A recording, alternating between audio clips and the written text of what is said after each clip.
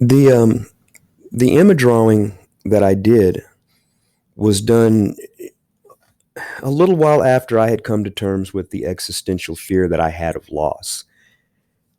And the fear had become so great that it was difficult for me to find any joy. So when I made the image drawing, it was of a person that was dealing with loss, and the loss was in her face. I mean, it was there. It wasn't this dread, like I was suffering a type of dread. And I had friends that were too. I don't know if it was just a product of that particular time. Um, I don't know.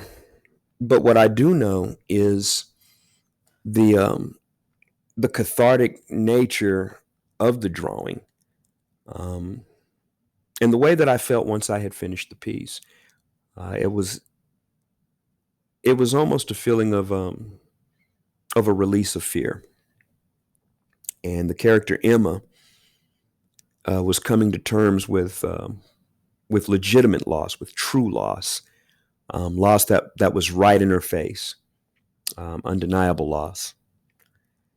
And the one thing that Emma learned to do was to love and cherish those things that remained. And here's the chilling part about life: the longer you live, the more things you will lose. And when you start to lose those things, one or two things can happen. You can become apathetic and lose the ability to really care about much of anything, or you end up holding those things that are special close to you.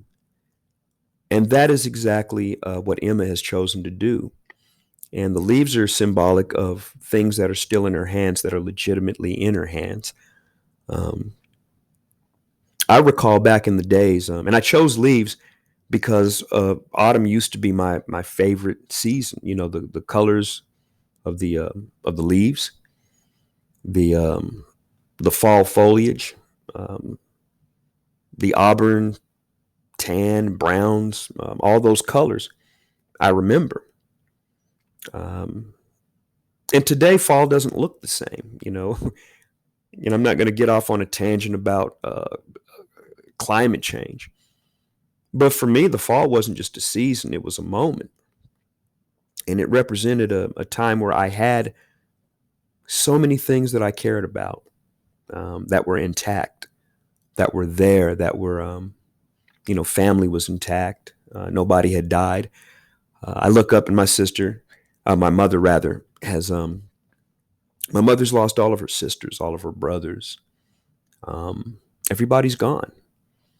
My father experienced his first loss when my uncle passed away, and this was an uncle that was deemed to be you'd have to know the man. He was almost like a superhero, um, a ladies' man superhero is what he was, and he actually lived up to the billing.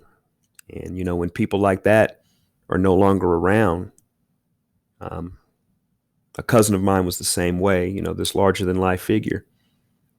It changes you. It transforms you when people start disappearing, and things start disappearing. Relationships start disappearing. It's easy to get swallowed up by the enormity of all that. What's difficult to do is to embrace the time that you had with certain moments, certain people. That's difficult to do because you're waiting on the other shoe to drop. And I learned along the way, if you're waiting on shoes to drop, then you don't enjoy those things that are there. And the remains of the day are sometimes all we have. But we shouldn't minimize those. If you had if you had been enveloped by having, and then you wake up and you only have pockets of happiness, you should embrace those moments the same way that you would embrace an overabundance of joy. You should embrace those moments the exact same way. Because even though they're small in their content and the amount that you get, they're still there, and they're meant to be enjoyed, and they're meant to be cherished.